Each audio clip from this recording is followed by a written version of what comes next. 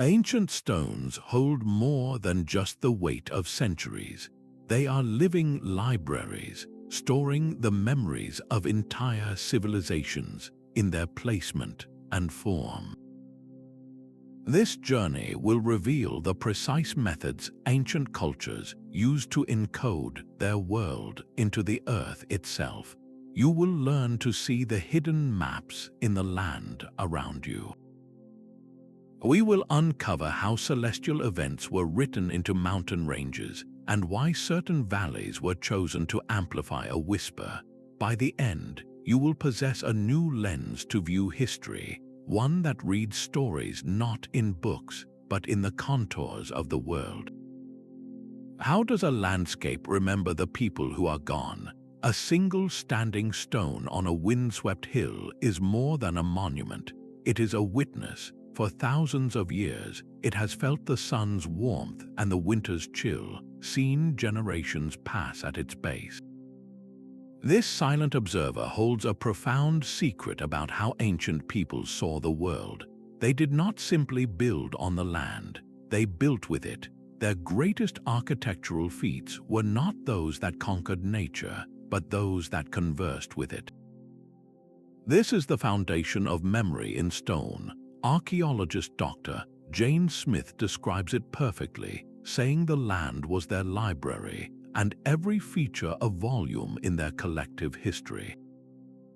This idea is known as topographic memory. It is the practice of using the geography itself, the hills and rivers, the caves and rock outcrops, as a permanent storage system for culture. A particular mountain peak might mark the location of a creation story. A bend in a river could remember the site of a great battle or a peace treaty. These were not random choices. They were deliberate acts of inscription, tying the intangible stories of a people to the tangible, unchanging features of their home. This symbiotic relationship meant the landscape became a living, breathing mnemonic device. To know the land was to know your history, your laws, your very identity. It was a map where every contour held meaning. Understanding this fundamental principle is the first step. It prepares us to ask the next, more thrilling question. How did they actually do it? What were the specific techniques for writing a civilization's soul into the soil?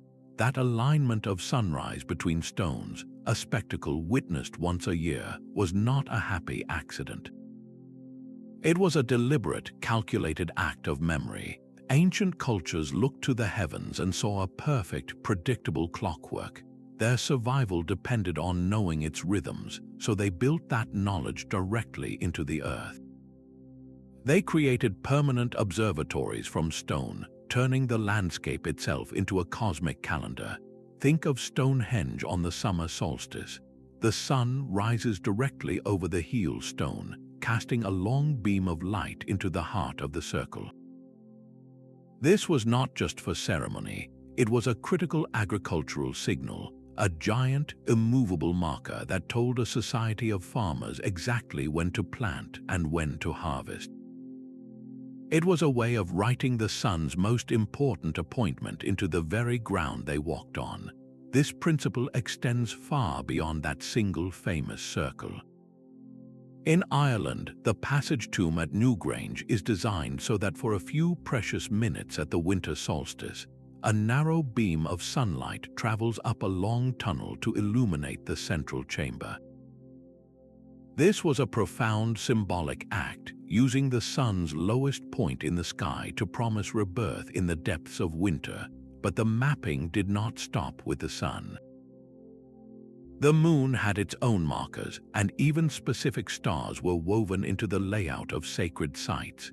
Certain stone rows in Scotland are aligned with the rising of the star Capella. Others point to the cyclical movements of the moon, which has a much more complex 18.6-year cycle. Tracking this required generations of observation, a long chain of knowledge that was then cemented into the placement of unmoving stones. Why go to such extraordinary lengths? Because these celestial events were the backbone of their world. They dictated the seasons for farming, the calendars for religious festivals, and the very stories that explained their place in the universe. A constellation was not just a pattern of stars, it was a hero or an animal from their mythology. By aligning a temple to that constellation, they were physically anchoring their stories to the sky above and the earth below. The landscape became a reflection of the cosmos, a mirror of the heavens. This was the ultimate form of memory storage, encoding not just dates, but entire belief systems into the silent, enduring stone. But the cosmos was only one part of the map. They also inscribed their stories onto the terrestrial world, using the sound of the earth itself. The same principle that directed their gaze to the stars also guided their feet to specific places on the ground. A sacred spring was rarely just a source of water. Its true power often lay in the way sound behaved in that particular valley, or how the morning light struck a specific rock face. Ancient cultures practiced a form of deep listening to the earth, selecting sites based on a concept we now call geomorphic resonance. This is the idea that the very shape of the land, its geomorphic features, could amplify spiritual or sensory experiences. They were not just building in a location, they were building with the location, harnessing its inherent properties to create something far greater than the sum of its parts. Think of a deep, bowl-shaped valley that naturally captures and echoes even the softest whisper. In such a place, a single voice could be transformed into a chorus, a solitary chant into a communal experience. This was not magic, but physics, deliberately utilized to make ritual more powerful and memory more vivid. The most famous example of this is the oracle at Delphi in Greece. This was not a randomly chosen spot. The temple was built directly over geological fissures, cracks in the earth that released ethylene gas. Those who inhaled these vapors would enter a trance-like state, and their utterances were interpreted as prophecies from the gods. Here, the geology itself was the engine of the sacred. The site was chosen not in spite of the strange emissions from the ground, but because of them. The land was an active participant in the ritual. Geologist Dr. Alan Petros explains that ancient peoples were astute, if unwitting, geologists. They could read the landscape for signs of seismic activity, for mineral deposits that stained the soil's specific colors, or for underground water that created permanent springs. A place that rumbled or produced strange gases was not seen as broken or dangerous, but as a place of immense power, a direct conduit to the forces that shaped the world. This deep, sensory engagement with the environment meant that every chosen site was a multi-layered text. It held celestial alignments, it held practical resources like water, and it held these resonant, often intangible, qualities that spoke directly to the human spirit. They were mapping the invisible, charting the emotional and spiritual topography of their world with the same care they used for its physical features. But once these powerful locations were identified, how did they physically connect them? How did they weave these individual points of power into a unified map across a vast and often treacherous landscape? These individual points of power were not isolated islands of meaning.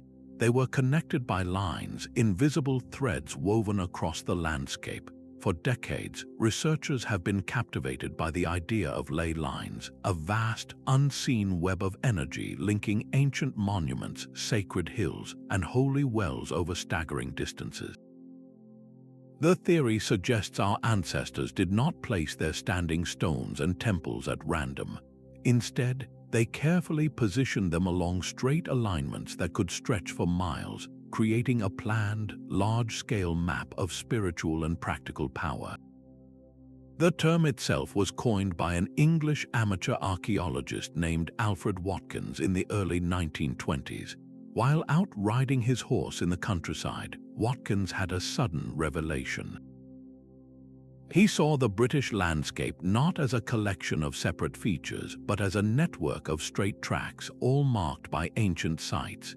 He noticed that old churches, burial mounds, stone crosses, and prominent hilltops often fell into perfect straight lines. He called these alignments ley lines, believing they were ancient trade routes, pathways used for thousands of years that were later sanctified by the placement of monuments. His theory was purely practical at first, a matter of efficient travel and surveying, but the idea soon took on a life of its own. Later enthusiasts proposed that these lines were not just old roads, but channels for a mysterious earth energy, a force our ancestors could somehow sense and harness. They pointed to the presence of so-called telluric currents, which are natural electrical flows that move through the ground, or to geomagnetic anomalies, places where the Earth's magnetic field is slightly different. Could ancient builders have detected these subtle energies and marked their paths with stone? The evidence for this is highly controversial. Skeptics argue that if you take a map with enough points on it, you will inevitably find straight lines connecting some of them purely by chance. They see ley lines as a classic case of apophenia, the human tendency to find patterns in random data. A church built on a hill, for instance, is naturally a visible landmark, so finding it aligned with other visible landmarks might not be so surprising. Yet the sheer number of these alignments in certain regions is difficult to dismiss entirely. Beyond Britain, similar concepts appear in cultures worldwide. The Aboriginal Songlines of Australia are a profound example, where paths across the desert are remembered through song and myth, literally singing the landscape into existence during journeys.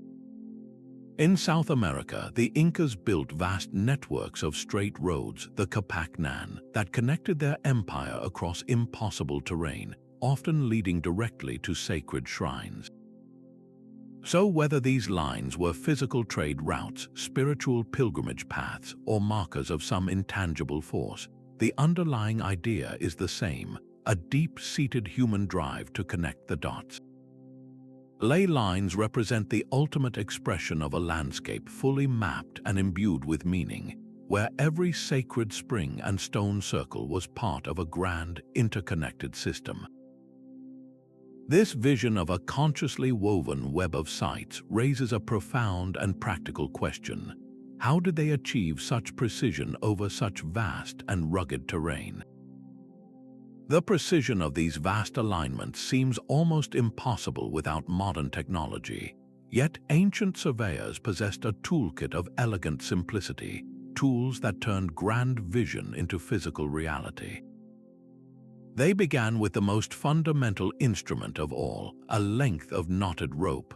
By creating ropes with knots at precise intervals, they could measure out consistent distances across any terrain. 2 stakes and a rope could establish a straight line. 3 stakes and 3 ropes using the 3-4-5 triangle method could create a perfect right angle. This simple geometric principle, known for millennia, was the foundation for squaring up the massive bases of pyramids and laying out the perfect circles of henges. For more complex alignments, they used sighting poles. A surveyor would place a tall, thin pole at a starting point. A second person would walk a great distance, holding another pole, and move left or right until the first surveyor signaled they were in a perfectly straight line. This chain of aligned poles could stretch for miles, guiding the placement of stones with astonishing accuracy over rolling hills. To ensure these long distances were level, they turned to water. A water level is nothing more than a trough or a length of hollowed-out wood filled with water. Because water always finds its own level, this simple device allowed them to transfer a level reference point across vast construction sites, ensuring platforms and foundations were perfectly flat, even if the ground beneath was not. The Romans refined this art with the groma, a clever device for creating grids. It consisted of a vertical staff with a cross of 4 horizontal arms. From the end of each arm hung a plumb bob, a weight on a string. By sighting along the strings opposite each other, a Roman surveyor could lay out perfectly perpendicular lines across an entire landscape, carving the countryside into the precise grids of their farms and cities. For celestial alignment, the Egyptians used the merkit. This tool was a narrow, forked stick with a plumb line hanging from the center. A priest astronomer would use it to track the transit of specific stars across the meridian, the imaginary north-south line in the sky. By marking the star's path, they could establish true north with incredible precision, a necessity for aligning their temples and pyramids to the cosmic order. Their intelligence was not just in the tools, but in their use of the environment itself. They used long shadows cast by the sun to check alignments. They may have used pools of still water as mirrors to reflect the positions of stars, creating a stable reference for building orientations. This was not crude guesswork. It was applied geometry and astronomy, a profound practical intelligence that translated complex designs from mine to mountain. These tools were the engine behind every monument, the physical means by which a civilization's soul was etched into the earth. But with the map drawn and the stones raised, what was the ultimate purpose of this immense effort? What story were these whispering stones meant to tell across the ages? A community's survival could depend on a single sliver of light passing over a carved spiral on a distant cliff face. These were not abstract artworks for decoration. They were functional, life-saving instruments carved directly into the living rock. Across the globe, ancient cultures engineered their landscapes to act as colossal calendars, using the sun, moon, and shadows to mark the passage of time with an accuracy that governed their entire way of life. The most famous example is the sun dagger at Fajoda Butte in Choco Canyon. Here, 3 large stone slabs are positioned so that dagger-like shafts of sunlight fall upon 2 spiral petroglyphs carved into the cliff wall. On the summer solstice, a single bright beam perfectly bisects the larger spiral. On the winter solstice, 2 daggers of light frame it on either side. The precision is breathtaking, a perfect alignment of cosmic movement and human artistry. This was a calendar in stone, a way to read the sun's most critical turning points directly from the landscape itself. But the system went far beyond just marking the solstices. These landscape calendars also tracked the more subtle 18.6-year cycle of the moon, a feat requiring generations of patient observation encoded into permanent markers. Why was this so vital? Because it was the bedrock of their survival. Knowing the exact day to plant your crops, when to expect the salmon run, or when to move your herds to higher pastures was the difference between plenty and famine. This encoded knowledge is what we call phenological knowledge, the intimate understanding of the timing of natural events. A certain flower blooming might signal that the ground was warm enough for seeds. The return of a specific bird species could indicate the start of the rainy season. Ancient peoples did not just observe these events, they built them into their maps. A cairn, a simple pile of stones on a hilltop, might be positioned so that the setting sun on a particular day would align with it, signaling the start of the harvest. A specific notch between 2 mountains might only be filled with the rising sun for a single week each year, the week you needed to plant your corn. The landscape itself became a farmer's almanac, a hunter's guide, and a herder's schedule, all rolled into one.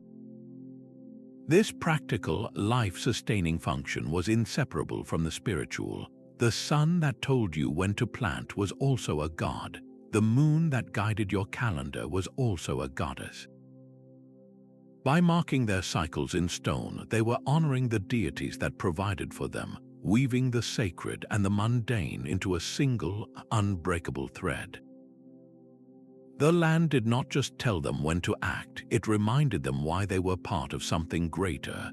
This deep connection to the cycles of life, written in light and shadow upon the earth, reveals one core purpose of these ancient maps. But what about the stories of the people themselves? How did they encode their own history, their triumphs and tragedies, into the whispering stones? A ceremonial pathway was never just a road from one place to another. It was a script written upon the earth, a sequence of experiences designed to transform the traveler. Ancient peoples engineered their landscapes as vast, open-air stages for ritual, where the very act of moving through the terrain was a form of prayer and remembrance. This is the concept of ritual topography, where the journey itself, the winding path up a sacred hill or the passage between standing stones, was as vital as the temple at the end. These were not passive spaces to be observed, but active scripts to be performed. Think of a processional avenue leading to a sacred spring. The path might first take you through a dark, dense grove of trees, a place of symbolic death or shedding your old self. Then you would emerge into a sunlit clearing, your eyes drawn to a single, magnificent standing stone. Finally, you would descend into a quiet valley where the spring whispered from the earth, a place of rebirth and receiving wisdom. Every turn, every change in elevation, every new vista was a deliberate chapter in a spiritual story. The Nazca lines in Peru present the ultimate expression of this idea.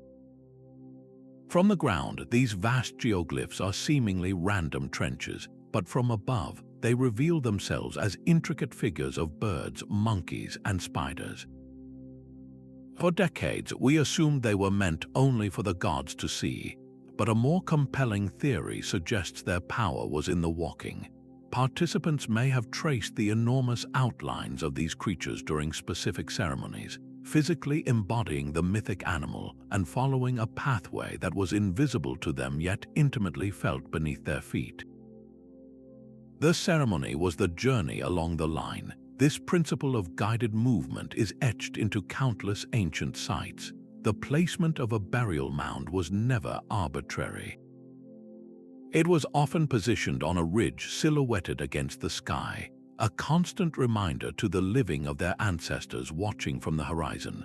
A stone circle might be built with one entrance that framed the rising sun on the equinox, so that anyone entering at that moment was ritually bathed in light. Temple complexes were frequently situated near powerful natural features, like caves believed to be entrances to the underworld or roaring waterfalls seen as the voices of deities. The landscape was not a neutral backdrop, it was a cast of characters in the ritual drama. This spiritual dimension connects directly to the power of myth.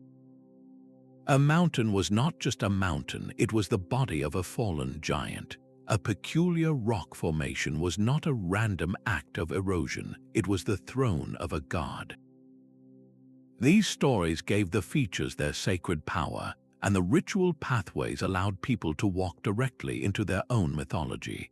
To process along a ceremonial avenue was to move through a story your ancestors had told for generations, a story now written in the hills and valleys around you. The land remembered the myths, and by walking it, you remembered too. These ceremonial maps, however, were not meant to last for just a single lifetime. They were designed as eternal anchors, holding a civilization's identity firm against the relentless tide of time. A mountain was not merely a geological feature, it was a sleeping giant. A winding river was not just water seeking the sea, it was the meandering path of a great serpent from the beginning of time. This personification of the land is the heart of mythological cartography, where every rock and tree became a character in a living, breathing story. These oral traditions were far more than entertainment. They were a sophisticated system of mental mapping that wove the physical world directly into the fabric of culture. The landscape itself became a mnemonic map, a vast storybook where you could not get lost because every landmark had a name and a tale. Consider the Aboriginal Australian concept of the Dreamtime. This is not a time long past, but a continuous, eternal reality where ancestral beings moved across the formless earth. As they traveled, they sang the world into existence. Their actions created every waterhole, every mountain range, every desert plain. A particular rock might be the body of an ancestral kangaroo left behind after a great battle. A bend in a river might mark the spot where the rainbow serpent plunged underground. To know the songs and stories of the Dreamtime was to possess a perfect, turn-by-turn navigational guide to a continent. You could traverse hundreds of miles of featureless desert by recalling the sequence of songs that described the locations of water sources and landmarks, each one a stanza in the epic poem of the land. This narrative mapping provided a complete cultural operating system. It encoded ethical codes, teaching the law of the land through parables tied to specific places. A story about a conflict between two ancestral beings at a certain valley would explain the proper way to resolve disputes. It served as a historical record, where the memory of a long-ago famine was preserved in the story of a creek that once ran dry. The land was not just mapped by myth, it was explained and governed by it. This intertwining of story and stone created a phenomenally resilient form of memory. Written scrolls could burn and stone tablets could erode, but a story attached to a mountain is far more durable. As long as there were people to walk the land and sing its songs, the knowledge survived. The landscape became a library without walls, where each generation learned its history, its laws, and its identity not from a book, but from the very earth beneath its feet. The mountain remembered the story, and the people, by living within that story, remembered the mountain. This profound system of oral transmission raises a crucial question. How was this vast, intricate knowledge so effectively passed down, ensuring that the whispers of the stones were never truly forgotten? The Epic of Odysseus was more than a hero's tale. It was a sailor's chart sung into existence. When Homer described the hero passing the Sirens' Island or navigating the narrow strait between Scylla and Charybdis, he was encoding critical maritime knowledge into a story so compelling it could not be forgotten. The poem pinpoints real locations, warning of treacherous currents and identifying coastal landmarks through the veil of myth. This was the genius of oral tradition, a dynamic mapping system that lived in the breath of its people.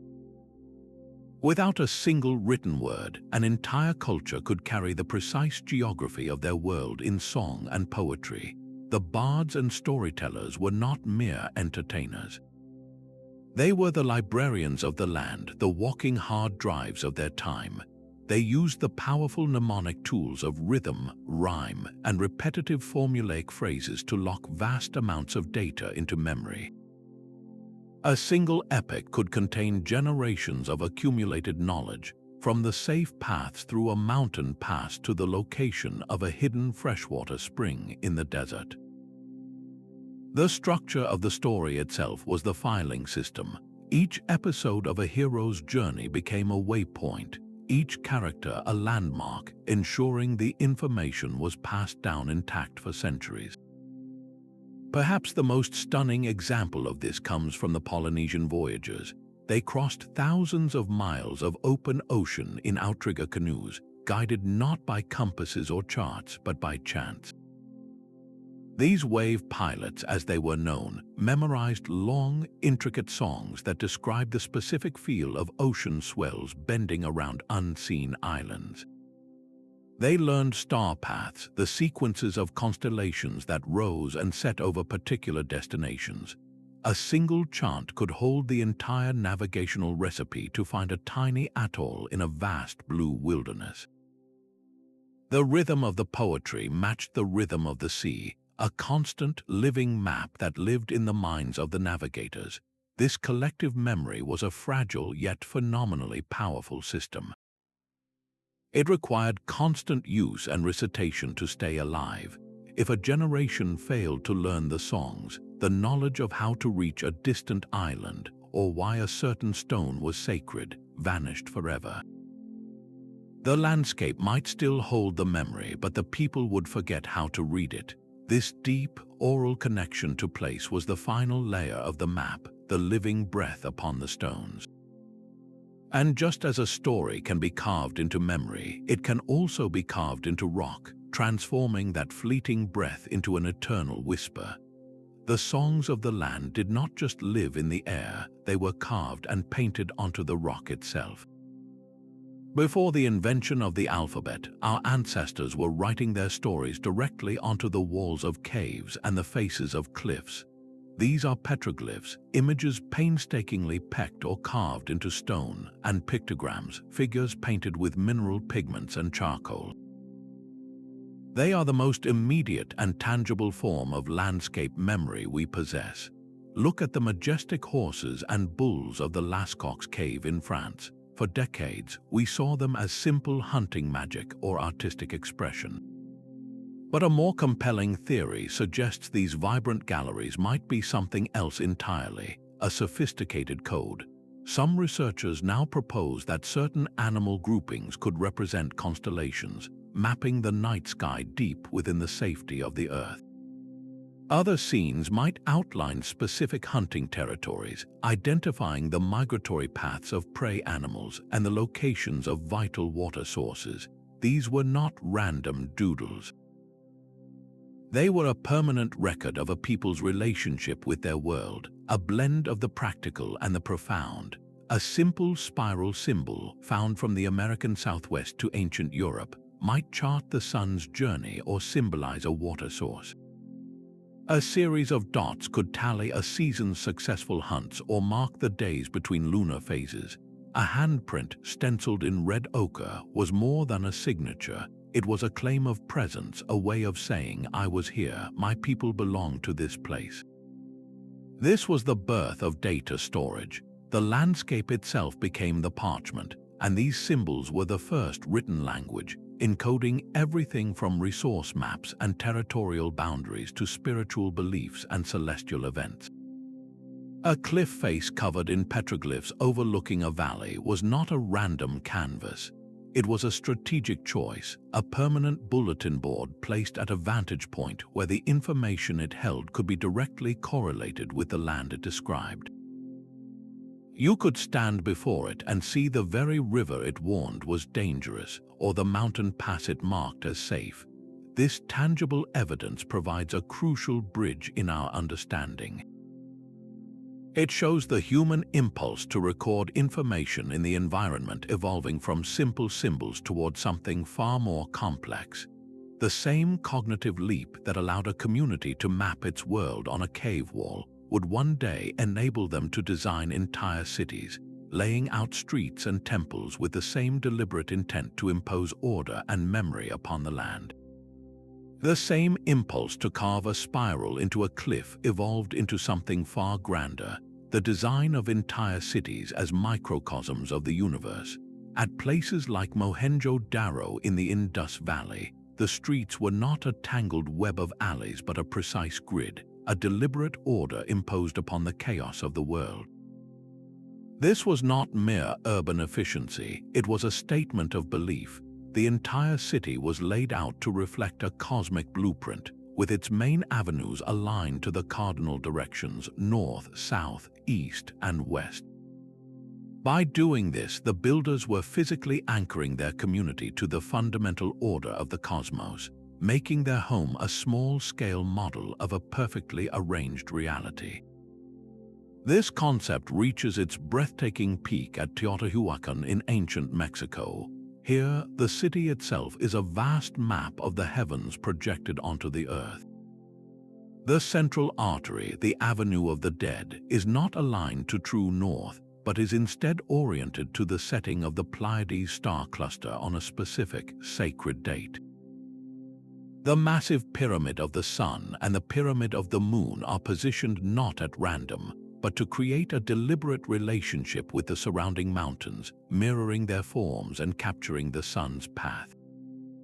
Every structure, from the greatest temple to the most humble residence, was part of this celestial and terrestrial diagram.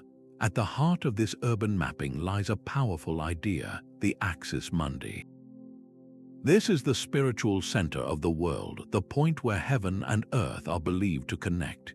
In a city designed as a cosmic mirror, this was not an abstract idea, it was a physical fact. The axis mundi was made manifest in the city's central monument, the towering ziggurat or the soaring pyramid.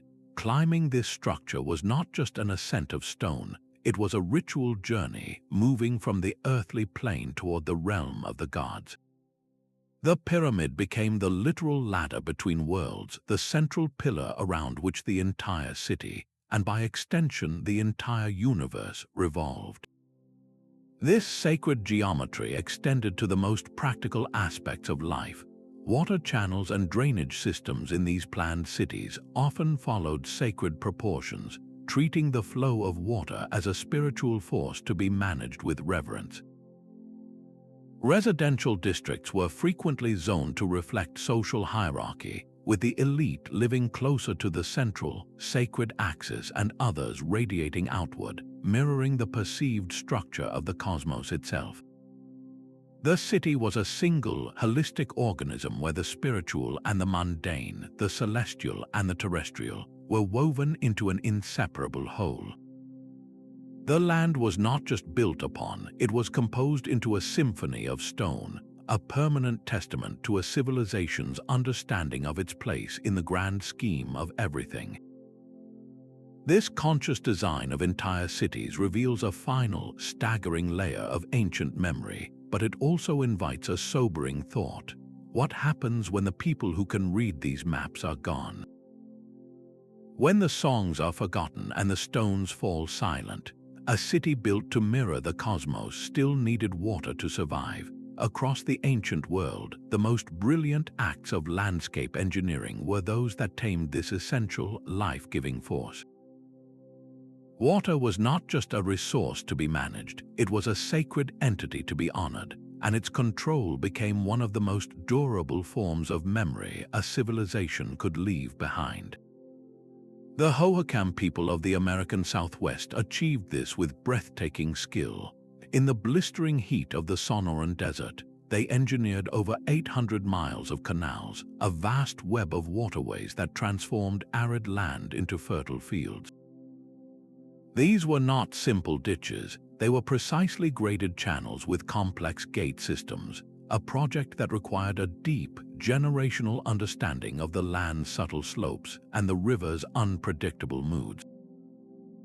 To build such a network was to write a permanent agricultural manifesto into the earth itself, a testament to communal effort and hydrological wisdom. On the other side of the world, Persian engineers devised an even more ingenious solution, the kanat. These were underground tunnels that gently sloped from a water-rich aquifer in the foothills down to the arid plains below. Workers dug a series of vertical shafts down to the tunnel for both construction and maintenance, creating a string of visible access holes that dotted the surface like a dotted line on a map. A kanat was a hidden river, a secret brought to light through immense labor. It was a way of remembering exactly where the earth's hidden blood flowed, and it allowed cities to flourish in some of the driest regions on earth. But why place a well in one specific spot and not another? The answer often lies beyond simple geology. A spring might be chosen because the morning sun struck its surface in a particular way, making it seem as if the light itself was bubbling up from the underworld. A fountain in a Roman city was not just a public utility, it was a shrine to the nymphs, its placement sanctified by ritual. The management of water was a spiritual act.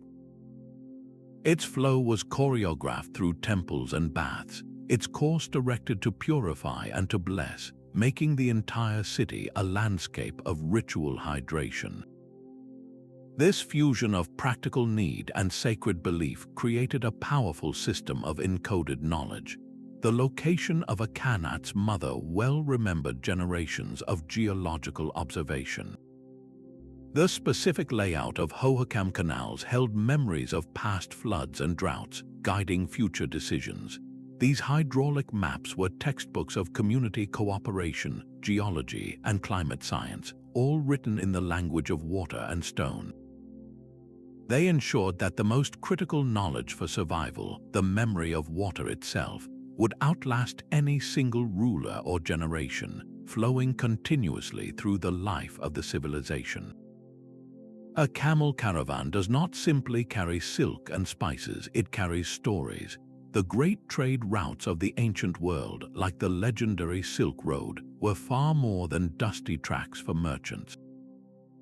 They were the nervous system of civilization, pulsing with cultural memory and etching a permanent network of connection across the continents.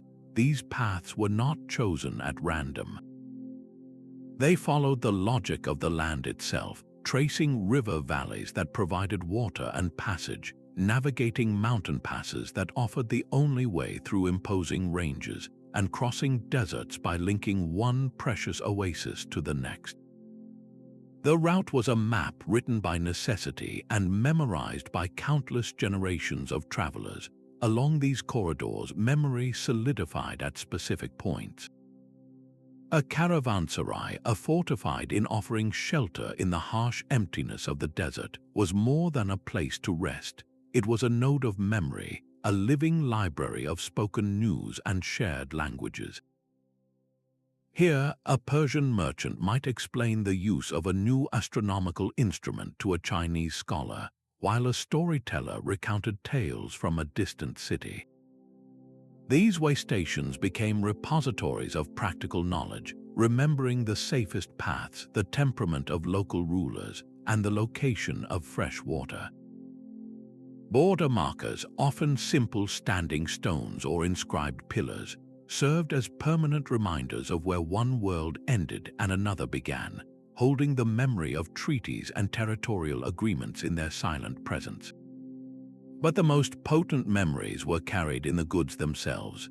A bolt of Chinese silk was not just a luxury fabric, it was a cultural signature, a tangible map of the sophisticated sericulture and artistic traditions of its homeland.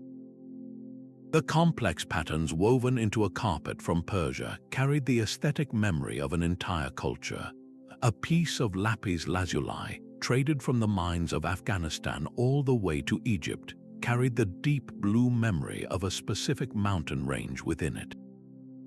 These objects were more than commodities, they were ambassadors of landscape and technique, mapping a network of intercultural connection across thousands of miles. The very spices that preserved food also preserved the knowledge of distant climates and soils. This vast, interconnected web of exchange, however, existed in a world of competition and potential conflict. The same mountain pass that welcomed a trade caravan could also funnel an invading army, revealing a starkly different purpose for mapping the land. The same mountain pass that welcomed a trade caravan could also funnel an invading army. This dual nature of the landscape forced ancient societies to become masters of defensive geography, mapping their world not just for sustenance and spirit, but for survival. A hill fort positioned on a prominent ridge is far more than a fortress. It is a statement of territorial memory and a testament to strategic intelligence. The very choice of where to build a castle, a walled city, or a simple watchtower reveals a deep, hard-won understanding of the land's defensive potential. They sought out locations where the terrain itself became a co-defender, a permanent, unshakable ally. Sheer cliffs became impenetrable walls, winding rivers transformed into impassable moats. Elevated viewpoints offered the priceless gift of early warning, turning a single sentry into the eyes of an entire nation. Consider the natural fortress of Masada in Israel. This is not a castle built on a hill, It is a palace complex constructed on a remote, breathtaking mesa, surrounded by sheer drops on every side. The only practical paths to the top are narrow, easily defended snake paths. The builders of Masada did not fight the landscape, they allied with it, using its innate defensibility to create a legendary stronghold. This principle of utilizing the land's own fortifications reaches its most colossal expression in the Great Wall of China. From space, it looks like a single man-made line, but on the ground, its genius is in its relationship with the mountains. The wall does not run in a straight line across the plains. Instead, it snakes along the highest, most treacherous ridges of the northern highlands. The builders used the mountain spine as a foundation, making the wall taller and more formidable. They placed watchtowers on the highest pinnacles, maximizing sightlines. Every twist and turn of the wall is a conversation with the topography, a deliberate choice to make nature's obstacles part of a unified defensive system. This practice encoded generations of military strategy into the earth. The placement of a city's gates was a memory of past invasions, designed to force attackers into choke points. The direction a castle's walls faced remembered the origin of the most frequent threats. A network of beacon fires on neighboring hilltops created a rapid communication system that could relay a warning across a kingdom in a single night, a web of light mapping the pathways of danger.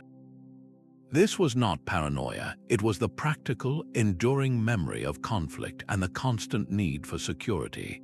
The landscape became a historical document written in stone and soil, remembering every battle lost and won, every border disputed, every treaty signed. The bones of the land held the memory of how to keep its people safe. The earth itself could be a form of medicine. In countless cultures, specific types of soil and clay were not merely dirt, they were sacred substances consumed for their healing and spiritual power. This practice, known as geophagy, created a profound and intimate form of landscape memory, where a particular clay pit or a certain colored earth was remembered not for what was built upon it, but for what was taken from it. Generations of knowledge were encoded in the location of these special soils, mapping the land's hidden gifts to humanity. Pilgrims would travel great distances to consume small amounts of clay from a specific source, believing it could purify the body, settle the stomach, or even connect them to ancestral spirits. This was not a random act of hunger, but a deliberate ritual based on deep observational wisdom. They had identified that certain soils, rich in minerals like kaolinite, could indeed act as digestive aids, binding to toxins and soothing internal ailments. Other clays, rich in iron oxides, might address anemia. The landscape became a living pharmacy, its different soils each remembered for a specific therapeutic purpose. This knowledge was a closely guarded cultural treasure. The exact location of a sacred clay pit was a waypoint on a mental map of well-being, passed from elder to child through oral tradition. The soil itself was the memory, its unique texture, color, and taste a permanent label on its intended use. In West Africa, for example, the practice of consuming calabash chalk, a type of clay, persists as both a nutritional supplement and a cultural tradition, its sources known and valued for generations.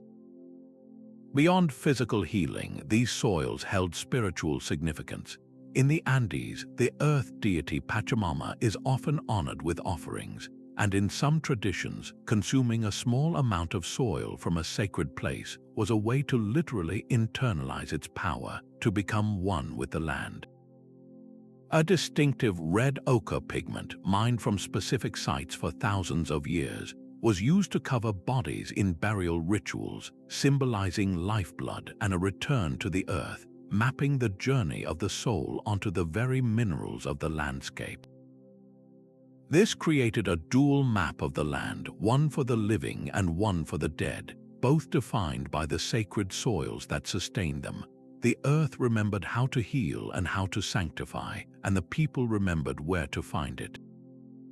This deep, consumptive relationship with the land reveals a layer of memory that is both physical and spiritual, a testament to a time when the soil beneath our feet was seen as a direct source of life and connection.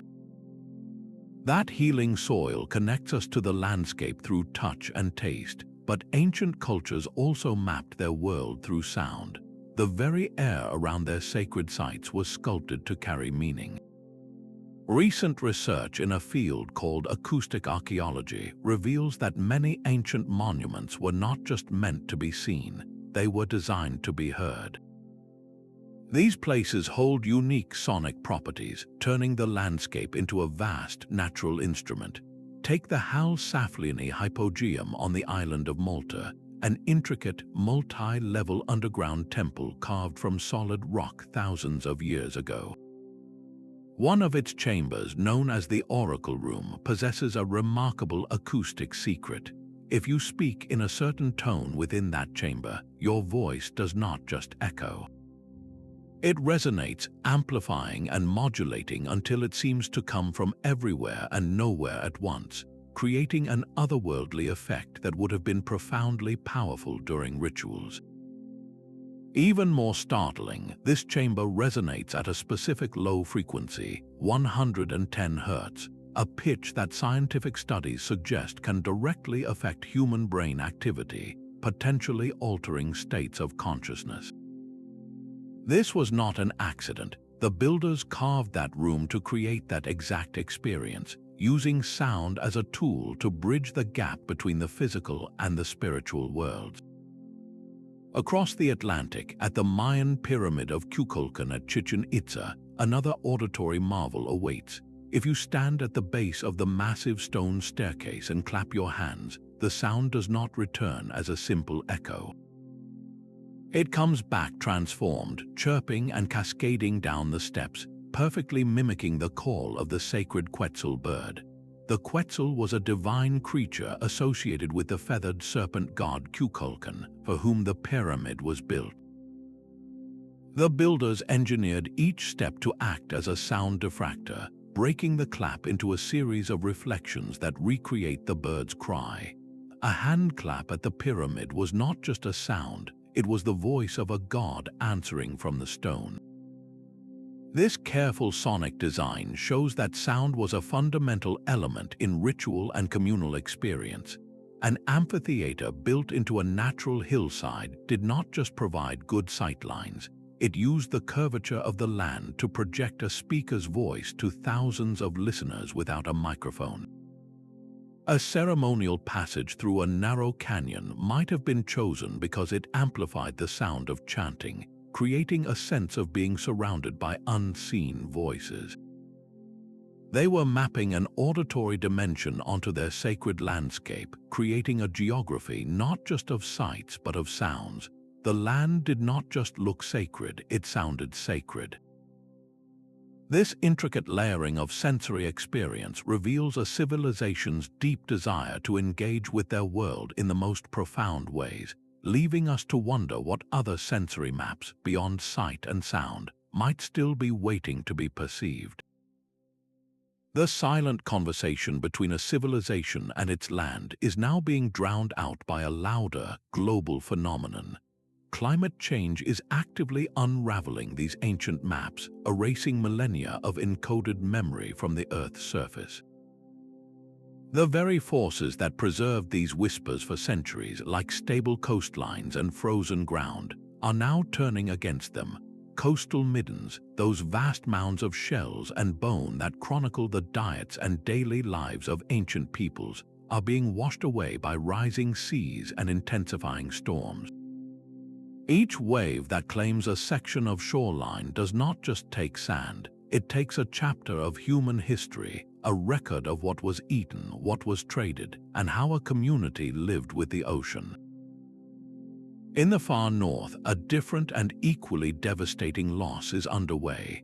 The permafrost, the permanently frozen ground that has acted as a deep freeze for organic material, is melting. As it thaws, it is revealing an astonishing treasure trove of artifacts, from perfectly preserved clothing to the remains of long-extinct animals, only to destroy them almost immediately. These organic materials, which survived for thousands of years in the ice, rapidly rot when exposed to air. It is a cruel paradox, a fleeting glimpse into a frozen past followed by its permanent decomposition. The very ground that remembered is forgetting. This is not merely an archaeological tragedy. It is the destruction of cultural memory on a continental scale. The loss of a shell midden means the loss of a specific community's story. The dissolution of a wooden tool from the thawing permafrost severs a tangible link to an ancient craftsman's skill. These landscapes were not passive storage units, they were active partners in preserving identity. When a sacred grove is consumed by wildfire fueled by drought, or when desertification swallows the subtle stone alignments that marked a seasonal migration route, we lose more than data. We lose a way of seeing the world, a unique lens through which an entire culture understood its place in the cosmos.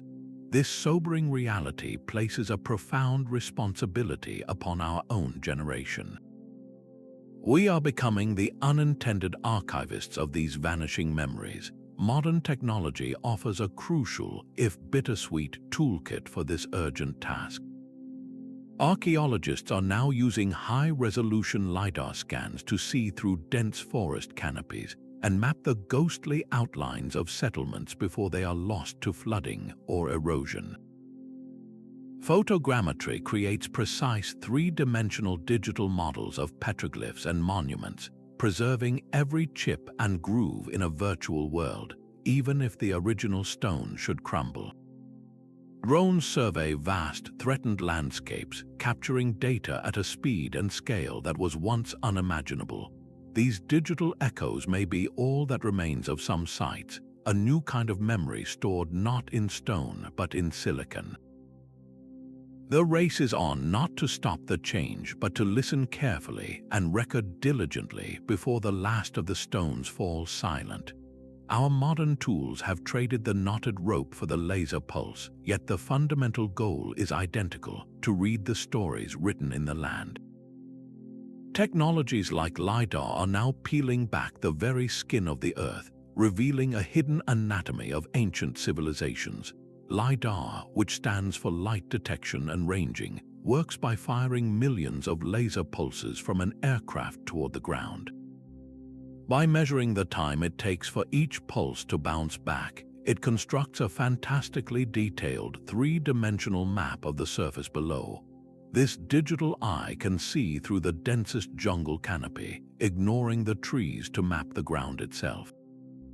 In the jungles of Guatemala, this technology unveiled a breathtaking secret: not just a few new temples, but a vast, sprawling Mayan metropolis with tens of thousands of houses, palaces, and roadways.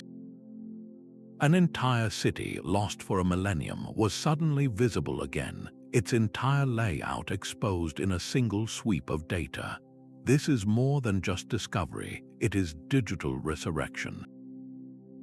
Ground-penetrating radar performs a similar magic on a smaller scale, sending radio waves into the earth to reveal what lies beneath the soil without ever lifting a shovel. It can map buried foundations, hidden tombs, and even ancient field systems, painting a picture of a landscape's subterranean memory. And from the void of space, satellites capture imagery in wavelengths of light invisible to the human eye, highlighting subtle differences in soil moisture and vegetation that betray the presence of long-vanished walls or canals. These digital tools are not merely finding new sites, they are creating a permanent, incorruptible record. A LiDAR scan freezes a landscape in a moment, preserving its every contour and artifact in a cloud of data points, safe from the encroaching sea or the developer's bulldozer. This new digital layer of memory allows us to analyze these ancient maps on a scale our ancestors could never have conceived. We can run algorithms across entire regions, spotting patterns of settlement, trade, and connection that were once invisible. We can see how a ceremonial pathway aligns not just with one mountain, but with a chain of peaks across 100 miles. We are, in effect, learning to read their grandest maps for the first time, using silicon and light to hear the whispers they carved into the earth. A LiDAR scan can reveal a lost city, but it cannot tell you who has the right to speak for its memory. This new power to map and expose ancient sites forces us to confront a series of profound ethical dilemmas. The very act of uncovering a place can, in some ways, destroy its original context and meaning. The central question becomes one of balance. Do we prioritize the pursuit of universal knowledge, or do we respect the living heritage of the communities for whom these landscapes are not relics, but sacred, active parts of their identity? This is not a simple academic debate. It is a matter of cultural survival and respect. For many indigenous peoples, a burial mound is not merely an archaeological site. It is the resting place of an ancestor. A ceremonial stone alignment is not a puzzle to be solved, but a place of ongoing spiritual practice.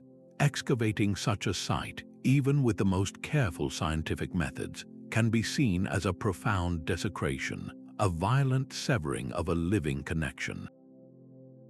The argument for research is powerful. Each discovery adds a piece to the grand puzzle of human history, benefiting all of humanity. But this perspective has a dark legacy. For centuries, archaeology was often an arm of colonialism, with outsiders arriving to loot artifacts, excavate graves, and carry away cultural treasures to distant museums, all while dismissing the beliefs of the local people. This history casts a long shadow, creating a deep and understandable distrust. The movement toward repatriation is a direct response to this painful past. It is the process of returning sacred objects, ancestral remains, and even land to their source communities. A powerful example is the ongoing return of Zuni Ahayu, Da, or war gods, which are sacred wooden figures, from museums back to the Zuni people in the American Southwest. For the Zuni, these are not artworks or artifacts. They are living beings with spiritual power, and their return is a healing act that restores a broken spiritual order. Similarly, the repatriation of ancestral remains allows for proper reburial, bringing peace to spirits and restoring dignity to communities. This ethical shift is giving rise to a new model, community-led archaeology. In this collaborative approach, archaeologists do not arrive as the sole experts. Instead, they work as partners with indigenous communities who guide the research questions, control access to sensitive knowledge, and help determine how findings are shared with the wider world. A project might proceed only after receiving ceremonial permission from elders. The community may decide that the exact location of a sacred spring should remain a secret, preserved in oral tradition rather than published on a public map. This recognizes that mapping is never a neutral act. The decision of what to name a site, which features to highlight on a map, and which stories to tell is deeply political. It is an act of power that can either reinforce colonial narratives or help resurrect marginalized voices.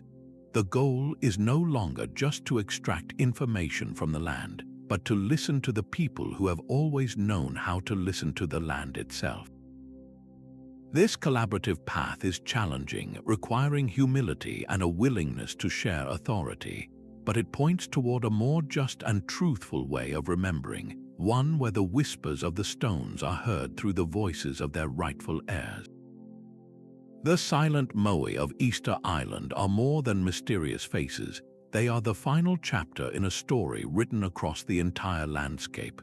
This remote island, known to its people as Rapa Nui, is a perfect and haunting case study in how a civilization maps its entire world onto the land. The iconic statues are not random monuments. They are a deliberate and sophisticated system of memory, encoding the island's social structure, its spiritual beliefs, and ultimately, its tragic history. Each massive stone figure was commissioned by a specific clan, and its placement along the coastline was a permanent claim to territory, a declaration of identity written in volcanic rock. But the most crucial detail is their gaze. The moai do not stare out to sea, as many assume. They face inward, their solemn eyes watching over the villages and farmlands of the people who built them. They were ancestral guardians, their backs to the unknown ocean, their focus entirely on the community, a perpetual reminder that the clan's well-being was overseen by the watchful eyes of the past. This territorial map was powered by the island's geography. At the heart of it all was the quarry at Ronororaku, the volcanic cone where almost all of the moai were carved. The mountain itself is a stunning library of this lost art, with nearly 400 statues in various stages of completion, still embedded in the rock. The paths leading from this central quarry to the coastal platforms, or ahu, are themselves maps of incredible engineering and communal effort. They are the arteries through which the island's spiritual and political lifeblood flowed. Yet the island's map also held a warning. The same obsession with moai construction is linked to the island's ecological collapse. To move these multi-ton statues, vast quantities of timber were needed for rollers and levers. This led to the deforestation of the entire island, triggering severe soil erosion and the collapse of the very resources the society needed to survive. The landscape remembers this overexploitation in the barrenness that followed. The story, however, is not one of simple foolishness. It is a story of profound adaptation. When the old system collapsed, the people of Rapa Nui did not vanish. They transformed. The ancestral cult of the moai was gradually replaced by the birdman cult, centered on the ceremonial village of Orongo, perched on the rim of the volcanic crater of Rono Kau. Here, the focus shifted from stone ancestors to a living deity, the sooty tern. Each year, competitors would risk their lives climbing down the sheer cliff face and swimming to a distant islet to retrieve the first egg of the season. The winner's clan would gain special privileges for the year. This was a radical rewriting of the cultural map, a shift from a landscape of static stone figures to one of dynamic, perilous ritual, a new way of mapping power and spirituality onto their fragile world. Easter Island's landscape thus holds a dual memory, a map of both breathtaking achievement and a sobering lesson in the limits of an ecosystem, reminding us that the most enduring maps are those that can adapt when the world itself changes. The entire Australian continent is a musical score. For the Aboriginal peoples, every ridge and riverbed is a note in an epic symphony sung into existence during the dreamtime. These are the songlines, the ultimate expression of a landscape that is not just remembered but continuously performed into being. A songline is a pathway of memory, tracing the epic journeys of ancestral beings across the land. As these creator beings walked, they sang the world into life, their voices leaving behind the very rocks, waterholes, and plants that form the landscape today. To walk a songline is to retrace these sacred footsteps, singing the very same songs. Each verse of the song describes a specific landmark, a rock that looks like a kangaroo, a particular gum tree, a bend in a dry riverbed. The song does not just describe the land, it is the land. The melody and rhythm are a perfect turn-by-turn navigational guide, allowing a person to traverse hundreds of miles of seemingly featureless desert by simply recalling the correct sequence of verses.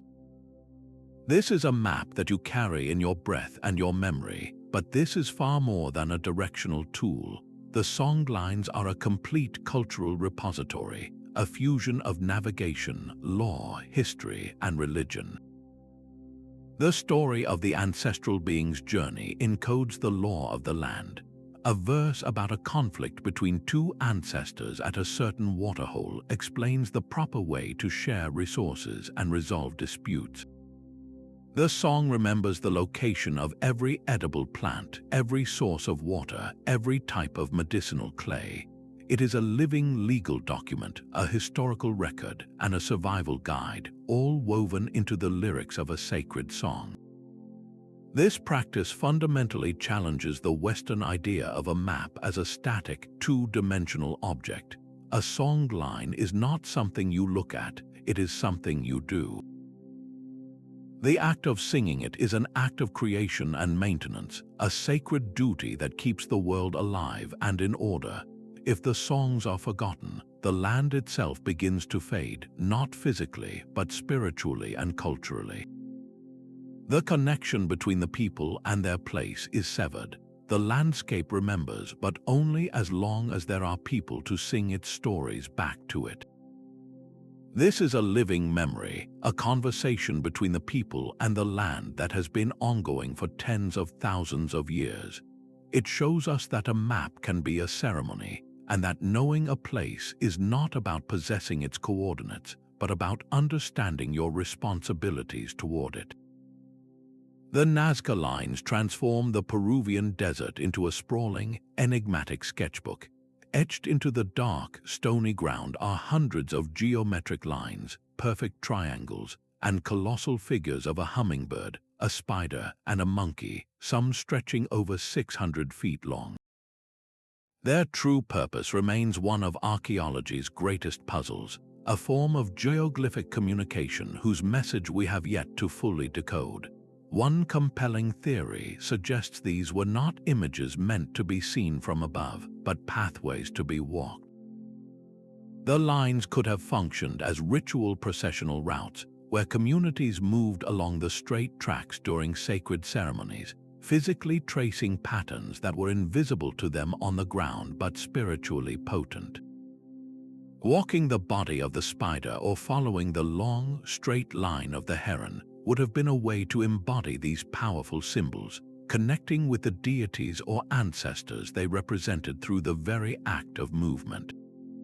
Another theory points skyward, proposing the lines formed a massive astronomical calendar. Certain long lines align with the setting sun during the solstices, while other shapes may have corresponded to specific constellations visible in the clear desert night. For a society dependent on agriculture in an unforgiving climate, tracking celestial cycles was a matter of survival, and what better way to mark these critical dates than by carving them permanently into the earth itself? Some researchers even propose the lines were desperate messages to the gods, pleas for water etched into the parched landscape on a scale so grand the deities could not possibly miss them. The sheer precision of their construction is a testament to a sophisticated and highly organized society.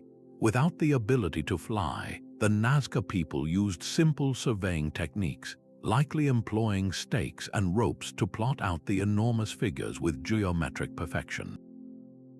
They understood how to create clean, straight lines over miles by sighting on distant landmarks, and they mastered the desert canvas by removing the dark surface stones to reveal the lighter-colored earth beneath. This was not the work of a random cult, but of a civilization that had mapped its worldview, its anxieties, and its hopes onto the vast, arid plain in a language of shape and scale that continues to whisper across the centuries. A single discipline is like trying to read a book by looking at only every 10th page. To truly understand the language of the landscape, we must weave together many different threads of knowledge. This is the power of an interdisciplinary approach, where science and story are no longer seen as rivals, but as essential partners in a shared quest for meaning. Archaeology tells us where the stones are, but anthropology suggests why they were placed there. Geology reveals where the builders quarried their materials, while astronomy calculates the celestial alignments they so carefully encoded.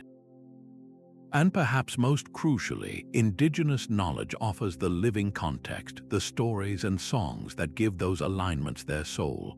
Take the Great Stone Circle of Stonehenge. An archaeologist can date the stones and map the post holes.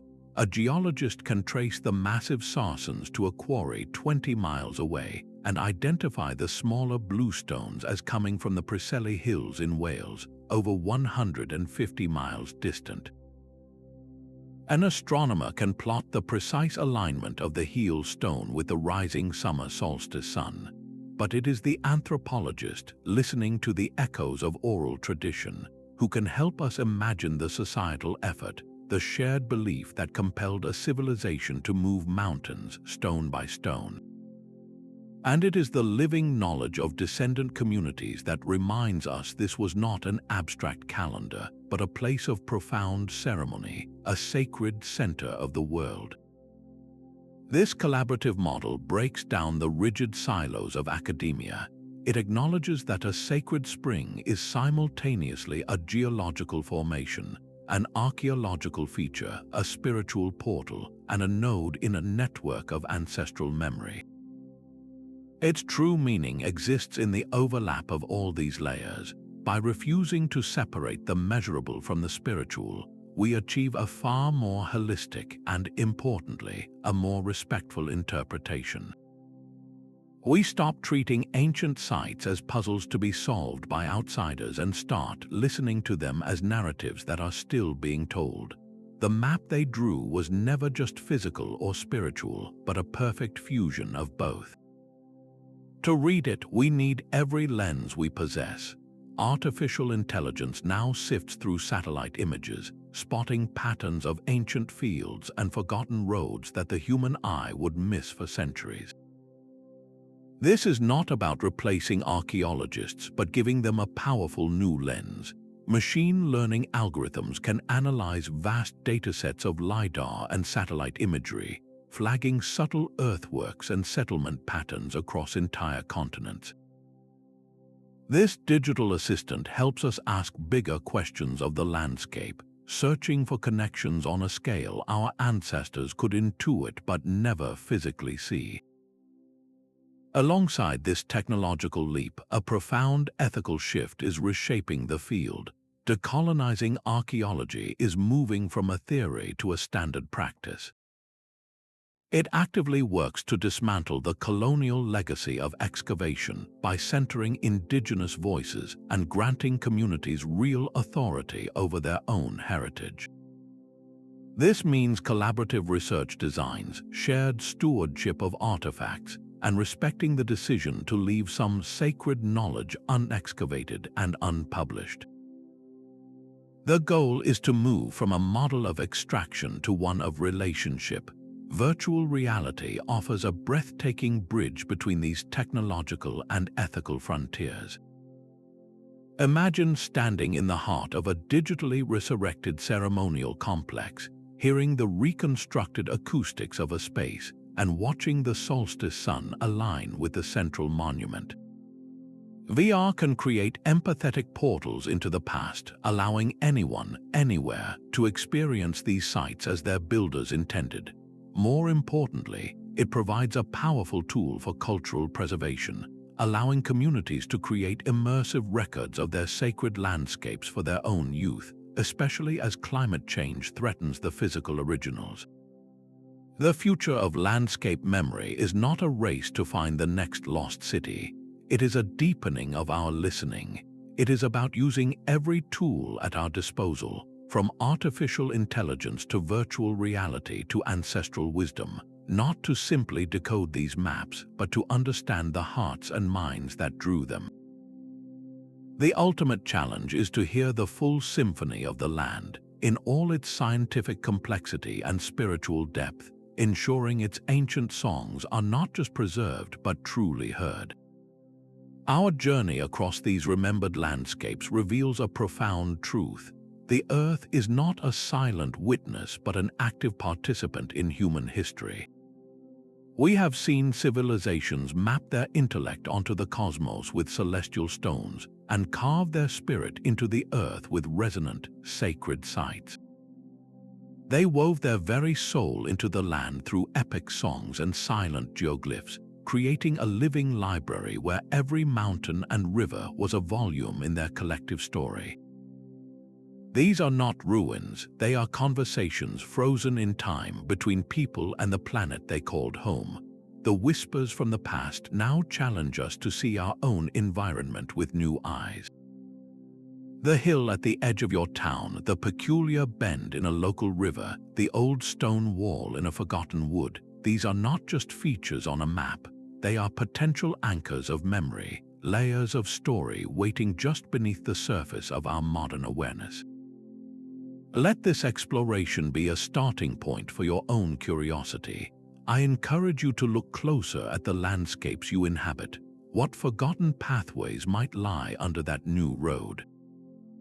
What stories might that oddly placed boulder hold?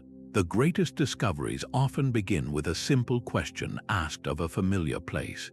Share your thoughts and what you notice in the comments below, and subscribe to continue unraveling history's greatest mysteries with us.